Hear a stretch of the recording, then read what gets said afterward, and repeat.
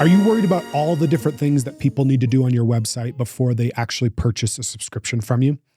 Hi, I'm Matt Holman, the Subscription Doc, and in this video, we're going to be talking through purchase experiences, namely what's going on with your website. Now, there are a lot of different website builders out there. I primarily work with a lot of people on Shopify, WooCommerce, but for those of you in the subscription space, you might be dealing with Squarespace, Cratejoy, Subly. I've done some work with Salesforce Commerce Cloud. There are a lot of different programs and products, but in general, we're going to be talking about websites, right? Your typical Shopify, WooCommerce type of experience. Within e-commerce, there's a typical push for a frictionless checkout experience, meaning somebody clicks on an ad, they hit a page, they add to cart. You want to make all that fast, fast, fast. You want to get them out the door. If they run into any kind of resistance, they're gone. That is true for most e-commerce instances. However, within subscriptions, we actually have a little bit of a different opportunity here. Most people don't commit to 6 months or 12 months or longer on a subscription on a whim. There's generally a little more thought put into it, a little more time doing research. And so in general, we actually have an opportunity to do more when it comes to our purchase experiences. And that includes how we lead people to a subscription, what type of information we can gather from a subscription. There's some compelling tactics you can use in your business to do better at selling subscriptions. Now, first of all, you can start thinking through product pages. So when we're setting up product pages on our website, I would like you to try to optimize those for subscriptions whenever possible. And what I mean by that is a couple of things. The first is that when we're optimizing for subscriptions, we're usually using copy and wording that relates to long-term usage. So even if you're selling protein powder, we're not just talking about one scoop. We're talking about what life looks like after 3 months of scoops, right? Of going to the gym and using our product. That's the type of outcome we want to be speaking to, right? We want to show pictures of somebody that's been using the product for 6 months. We're trying to imply, subtly or not so subtly, that you need this product on a regular basis to make a subscription feel more compelling. The second thing is, and there's a whole ton of school of thought on this, so feel free to send me hate mail that if you tried this and it didn't work, or you've seen other brands talk about this, but I would highly suggest you prioritize the subscription offer on your product page. This means defaulting to subscribe and save instead of defaulting to the one-time option, right? Now, there's a very particular psychology element at play here, which we'd like to call the opt-in versus opt-out methodology. The best way to explain it is like this. When you've signed up for your driver's license, they ask you if you'd like to donate your organs if in the event of your death. Now, in the past, this was an opt-in strategy, meaning you had to check the box in order to participate. In Scandinavian countries, they ran this test not too long ago. Depending on the state you're in the United States, it's a little bit different. But when they were running this test, they found that if they run an opt-in strategy, 10% of people opted into donating their organs in the event of their death. They tried a test where they ran an opt-out methodology, meaning you are opted in by default, and if you don't want to be included, you have to uncheck the box or check a box to not be included. You have to take an action to not get involved. And they found the exact opposite was true. They had a 90% take rate on people willing to donate their organs in the event of their death. Now, the difference for this is just that it's that extra action. If you're on the fence about something and you're okay with it, you're less likely to want to do it if you have to speak up to want to do it. But you're more likely to be okay going along with it if you don't have to change anything either. So within the subscription methodology, we would like somebody to have to think about not getting a subscription instead of having somebody think about getting a subscription, if that makes sense. We would rather have somebody opt out of the subscription into the one-time than somebody opt out of the one-time into the subscription option. Now, the reason there's a little bit of a controversy around this is that some brands, when they implement this methodology, they get a huge increase in subscribers, but they also get a huge increase in complaints and cancellations. So brands pull back, they get scared, they stop. Now, my issue with this is that as I've seen this be done very not well, meaning people don't realize that they're on a subscription, so they don't know to opt out is the first point. So in a previous video, we showed a Flaus product page. It's very clear that you're on the subscribe and save option when you're seeing that problem. The other piece is that I get that there will be more tickets and I get that there will be higher churn, but you want to look at your numbers to see, hey, if I can acquire twice as many subscribers and my churn rate goes up double, that's actually still can be really beneficial for my business, right? If I'm getting 200 subscribers now instead of 100 and I'm churning 60 instead of 30, I'm still acquiring 140 more subscribers as opposed to 70 more subscribers month over month than I did beforehand. So the net benefit for your business can be a lot more impactful. And the reason I say that in such a dramatic fashion is that I've seen that happen where a typical product page has been designed for one time and it's converting it, say, around 10% to subscriptions. So out of all the people that buy, 10% opt into subscriptions. By defaulting to the subscription option, I've seen that not just double, but quadruple, getting as high as 40 or 45% of buyers opting into the subscription. So it can be really, really powerful for your business. But again, the trick is to design the product page and the offer on that so that it's clear somebody is on a subscription, so that you're not engaged in bad practices, and so that for the most part, people aren't going to be surprised or upset that they're on a subscription. That's kind of like the big thing, is making sure you're doing that. And then also creating a product page design that is emphasizing the difference. So whether that's a strike through price, whether that's something very clear, like if somebody switches from subscription to one time, they're seeing the price change really clearly, really easily. Or the subscription option has so many extra stuff in it that when they switch into something else, it's a drastic change or difference. We want that psychology at play for somebody to see what they're missing by making that change. Now, that's on the product page. When we're talking about landing pages, that's also another element you can use to test offers quickly. So in the previous video where we're talking about designing great offers, it might be a little expensive to like overhaul your product pages every time. But instead, you can use a landing page to test offers or specials in a way that's kind of easier. So for example, you might launch a new email campaign or a Father's Day ad, and you create a landing page that's specifically related to that. This is a great way also to lean into use cases. So if you're trying to market for Father's Day, or if you're selling your protein supplement and you're trying to market more to endurance athletes, you could create a landing page that's specifically for endurance athletes that talks about all those use cases. And then when they subscribe to that product, then it's very easy to add the gifts or add-ons or content or other things you're using to make that compelling to get people to subscribe. So you have those two differences. You have product pages for people when people just come to your site, and you have landing pages you can use to test a little bit more quickly or create use cases. You have the opportunity to talk more about your product and solution on a landing page than you do necessarily on just a product page. Now, one of the things that I just love about website experiences has been the rise of quizzes. You'll see this more and more when you when you're shopping. You're going to see quizzes all over the place. If you're not using one in your business, you are missing out on a fantastic opportunity, especially for subscriptions. And let me give you a very simple example from my own personal life. I have issues sleeping. I don't have a hard time falling asleep. I have a hard time staying asleep. So I've done a lot of research over the years on different apps, products, sleep gummies, you name it. I am so obsessed with trying to solve this problem that if I see an interesting ad and I click through and they want to walk me through a 5-minute quiz because they claim they have the solution for my problem, I'm going to take the quiz on the hope that they know what they're talking about. Now, usually there's some kind of compelling evidence up front that they know what they're talking about. But a quiz is something I'm willing to invest time in for a problem I'm trying to solve, right? If you're selling your protein powder, people that are very experienced with protein powder or very new, you have an opportunity to create a kind of curated experience where you're able to ask questions and gain more information from people via quizzes. One of the tips I'd like to give anybody that's building out a quiz experience is thinking through not just asking information, but you can give information at the same time. So again, if you want to see a great example of this, I would actually click through into almost any type of app ad that you see in the future related to stress, time management, sleep, or anything like that.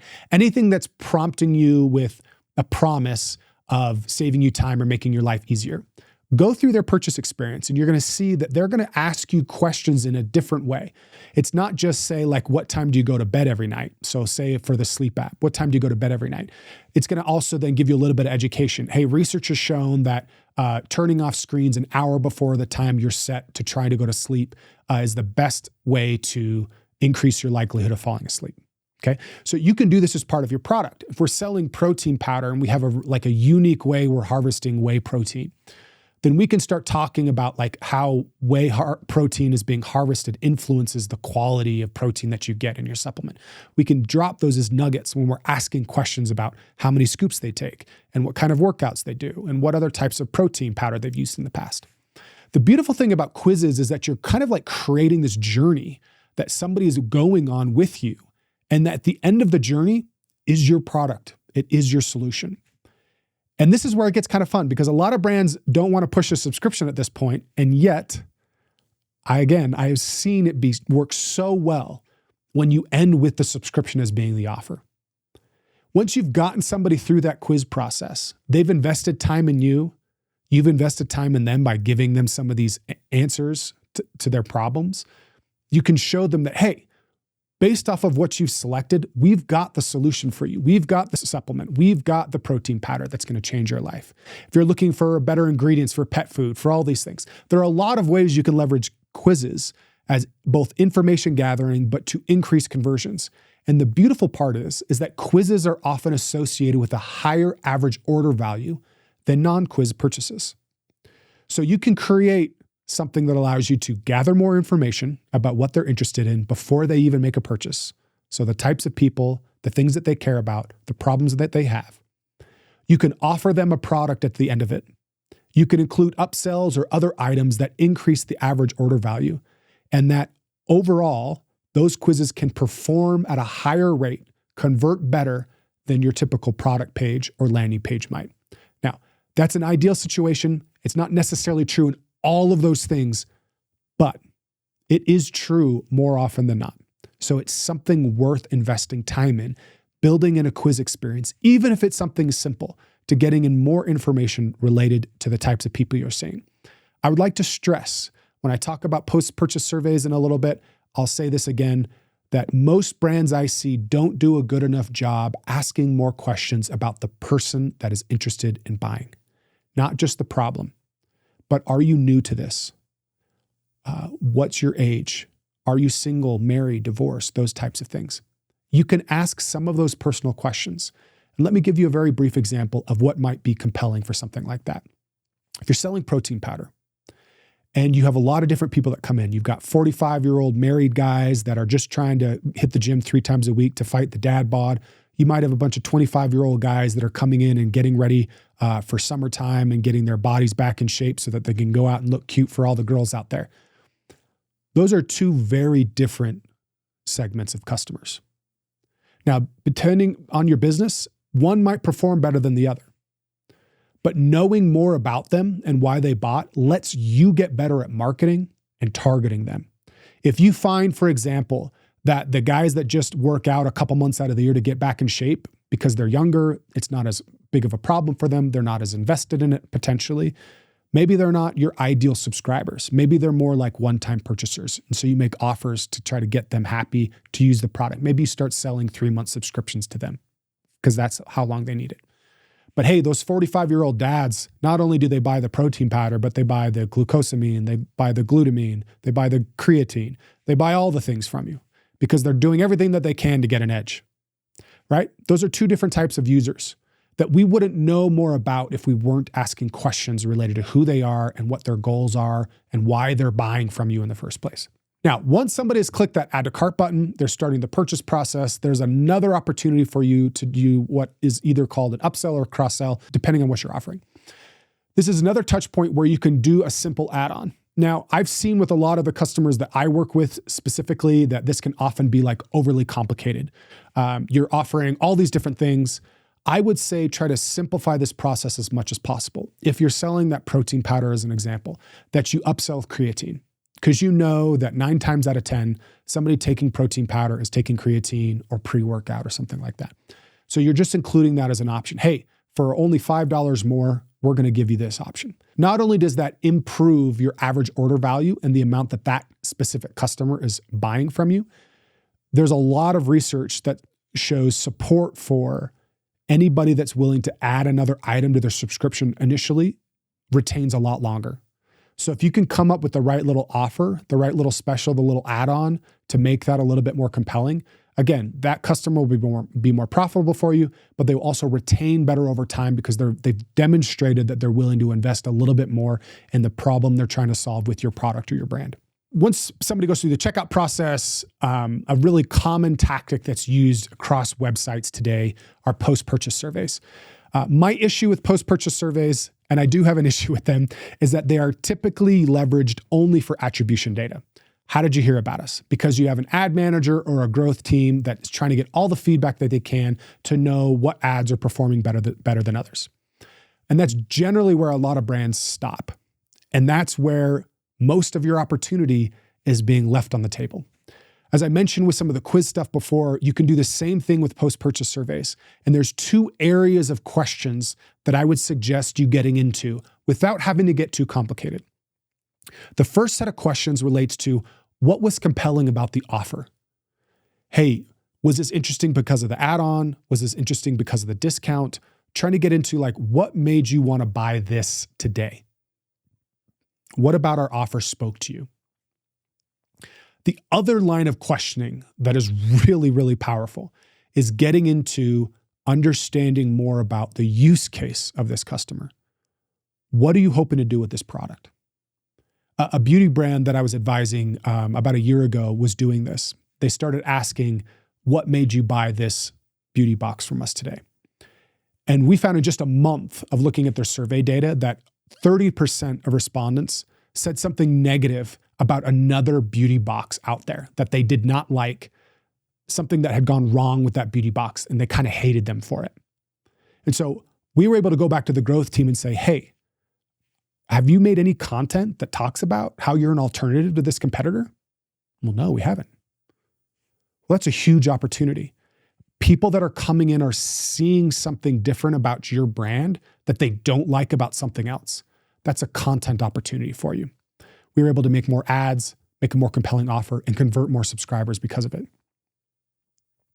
That's some of the feedback that we start to get, is learning more about people, learning more about what they like. And the extra bit of juiciness is that it also gives us an indication of what somebody would expect over the course of their subscription. If we're selling protein powder, again, as an example that I use all the time, or maybe too often, is if somebody's expecting your protein powder to perform twice as well as a competitor product, or if they're expecting it transform their body overnight, that's a problem because your product doesn't do that. So you have something within your marketing, an ad, an email, something on the product page, an image that is leading people the wrong way that you can fix. Because if somebody in the post-purchase survey is telling you they're expecting something to happen, and then they get the subscription and it doesn't happen, it could be guaranteed that they're going to cancel because of it. So a great post-purchase survey starts to understand where they came from, what they found compelling about the offer, more information around what they're planning to do with the product, interesting, and also what they're expecting from the subscription. And that's why I love post-purchase surveys and highly recommend that people be implementing them in the way that I've mentioned. Ultimately, one of the benefits of post-purchase surveys and quizzes and this entire website experience is that we're able to gather more information from our customers without changing up our ad strategy. If we think about how complex sometimes e-commerce is, we have ads, we have blogs, we might have affiliates, we have all these traffic sources that are sending people to our website or our landing pages. Then we have what we're testing on those landing pages to try to get people to buy. And then we have email marketing and all these other things that happen after it. It's difficult to take all those different pieces and change everything all at once. It's difficult to launch new ads and new creative and new landing pages and write new emails and all this stuff. And so one of the reasons I'm so adamant about more information gathering with our quizzes and post-purchase surveys, even something where somebody just clicks on an opt-out for an email, say they're getting their discount, just asking them a couple quick questions. Just being able to do that gives you more information about who's coming to your site so that you can craft better copy, a better offer. You can test more with that. You can personalize more with that. You can take your existing traffic sources and do a better job at converting into subscribers that are going to stick around with you for the long haul. Okay, so that's it for our purchase experience video. One of the key takeaways I want you to get from this is to think through ways you can do better at asking more questions and more information. That's investing more time in your quiz, investing more time in your post-purchase surveys. And then depending on how that information goes, you can also test some of those offers and copy on your product page or on landing pages to see how quickly you can see changes based on that. That's it for this video. Again, there's a lot here. I suggest going back through this one to understand a little bit more about ways you can improve your purchase experience to convert more subscribers and do a better job of collecting information from them. Our next video is going to be all about post-purchase. What happens once the purchase is made, the shipment's in the mail, what you can do to improve your subscription experience after the point of purchase.